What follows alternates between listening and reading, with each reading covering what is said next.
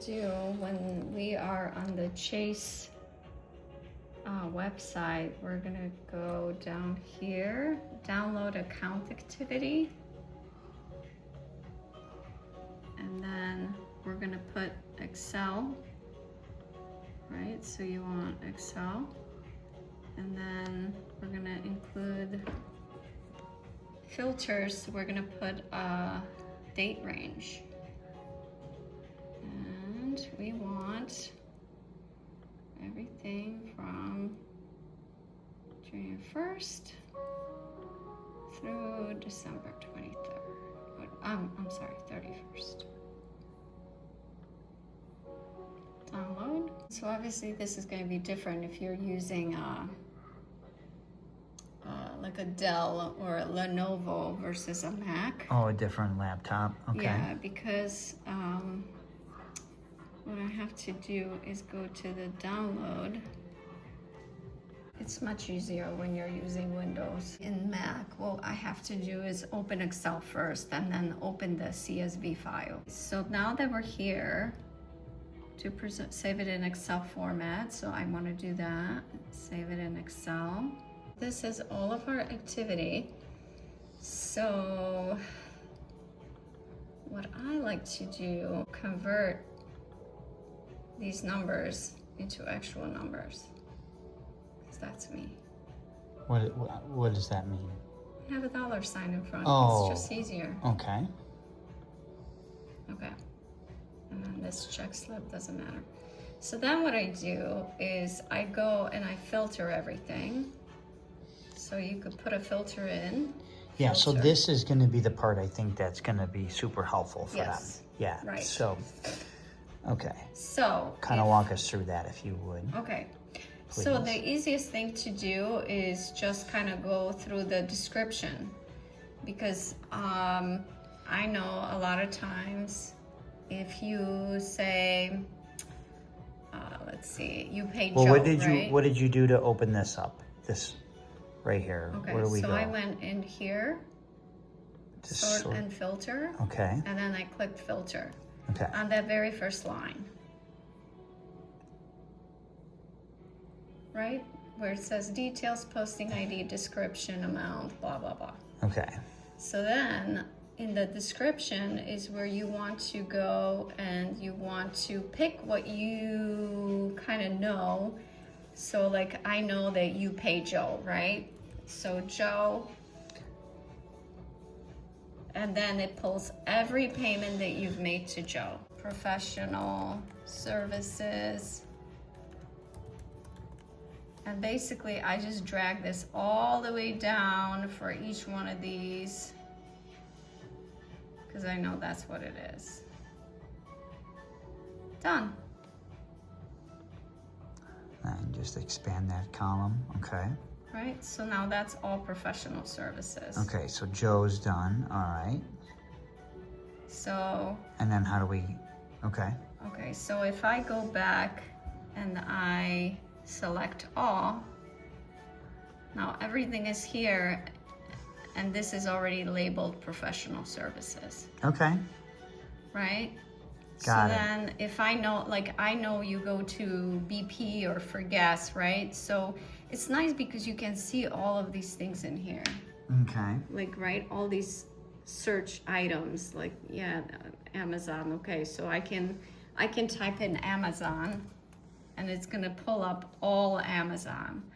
And then we just have to determine what this was. I'll just put advertising. And I drag that down. Okay.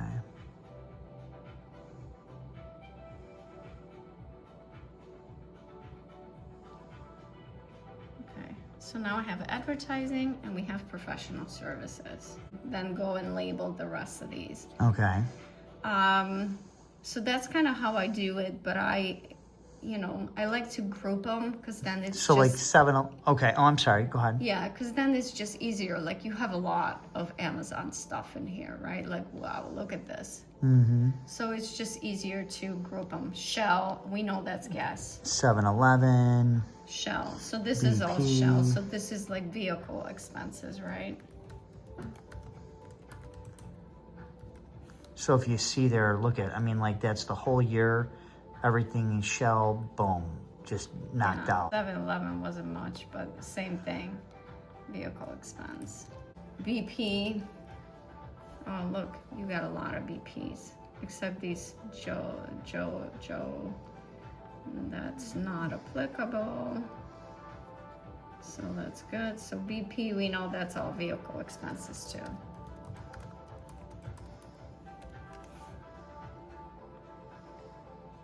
And that's kind of how I roll. Nice. Yeah. Okay. So All right. I do that for the whole year, and then basically, you know, stuff that I don't recognize, you know, I clear the filters, and then I see what's left, right? So if I go through these, I'm like, oh, Casey's. Oh, yeah, I know that's a gas station, Right. right? So then I say, okay, Casey's is, how many Casey's do we have? Oh, okay, there's quite a few. Vehicle expense. All right, so that filters that out, right? So then you go back and see what's left, and you kind of go one by one and figure out what type of expense it is. And then at the end of the year, what you could do is create in order to figure out how much of each expense you have, there's a quick way and there is a little bit of a longer way, I would say. Okay. You can create a pivot table. It's in the insert tab, pivot table, and then we already selected the whole thing, put it in the new worksheet. I didn't label this. So this is expense. I'm just gonna label them as expenses. So okay. So